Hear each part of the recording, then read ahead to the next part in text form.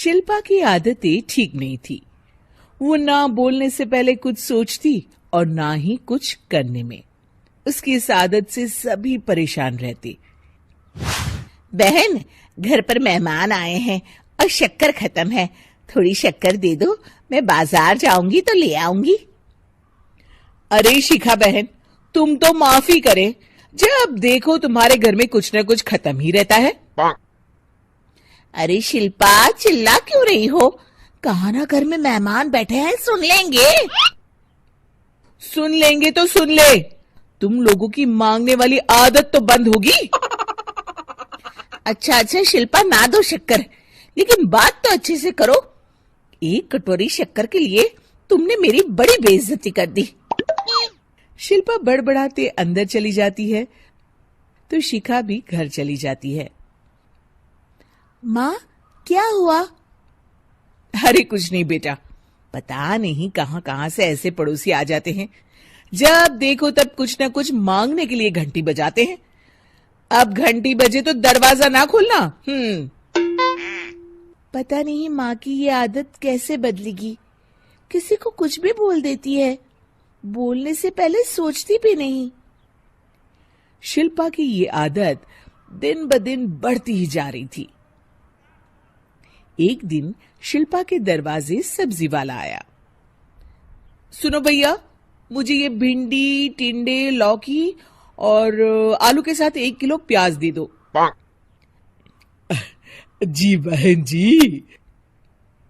वो एक एक कर सारा सामान पैक कर देता है। कितने पैसे दूं? 220 रुपए पूरे। अरे इतना महंगा नहीं, हाँ मैं तो सिर्फ 150 दूंगी। नहीं नहीं, पैसे तो पूरे लूंगा, नहीं तो सब्जी वापस कर दो। ऐसे कैसे वापस कर दूंगी? मैं तो एक भी सब्जी वापस नहीं करूंगी। और हाँ, रही बात पैसों की, तो लेना है तो 150 ले लो, वरना मेरे मोहल्ले में घुसने तक नहीं दूंगी। हाँ। अरे नहीं नहीं बहन, हम लोग गरीब लोग हैं, ऐसा ना करो। पकड़ो ये 150 और दफा हो जाओ। शिल्पा की बेटी अंदर से ये सब देख रही थी।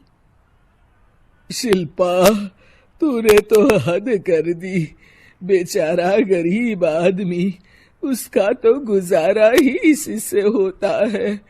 बोलने से पहले सोचा कर बेटा। माँ आप चुप रहो, घर चलाना बच्चों का खेल नहीं, और वैसे भी इतनी महंगी सब्जी थोड़ी ना होती है। आपको तो सिर्फ खाने से मतलब है, लेकिन मुझे तो सब सोचना पड़ता है ना। शिल्पा की सास ये बात सुनकर दुखी हो जाती हैं। शिल्पा की बेटी शिल्पा की ये सारी बातें सुन रही होती है। शिल्पा की बेटी एक दिन माँ से कहती है, माँ, ओ माँ, जरा यहाँ तो आना। ओहो, क्या हुआ? क्यों चिल्ला रही हो ऐसे बेटा? हुआ क्या, ये देखिए मेरी स्कूल की ड्रेस कितनी गंदी हो गई है, इसे कौन धोएगा? लेकिन ये तो साफ है बेटा, मैंने अपने हाथ से खुद साफ किया है। माँ, ये ड्रेस इतनी गंदी है कि मैं इसे पहन ही नहीं सकती, चलो मुझे बाजार से नई दिलाओ।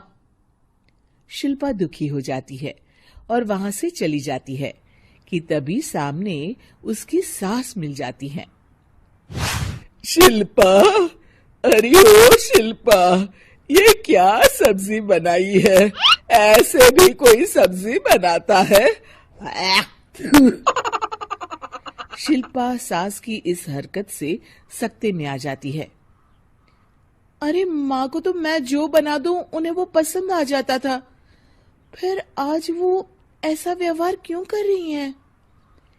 शिल्पा कुछ समझ पाती कि थोड़ी ही देर में उसका पति आ जाता है। अरे शिल्पा, ये क्या है? क्या हुआ आपको? ये मेरी अलमारी पूरी अस्त व्यस्त है, तुमसे कोई काम नहीं होता है, सारा दिन पता नहीं क्या करती रहती हो। अरे मैंने तो सारी अलमारी साफ रखी है। इसे तुम साफ कहती हो? ये तो पूरा कूड़ादान लग रही है। शिल्पा परेशान हो जाती है और समझ नहीं पाती है कि उसके साथ क्या हो रहा है। शिल्पा अकेले कमरे में जाती है और जोर जोर से रोने लगती है। तभी वहां उसका पति, सास और बेटी आ जाते हैं। शिल्पा उन लोगों को देखकर और जोर जोर से रोने लगती है।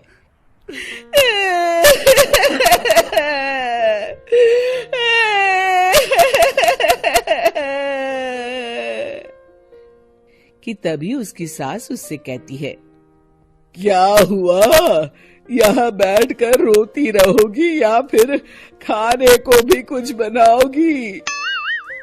माँ, पहले आप बताएं, आप लोगों को क्या हुआ है जो मुझसे ऐसा व्यवहार कर रहे हैं?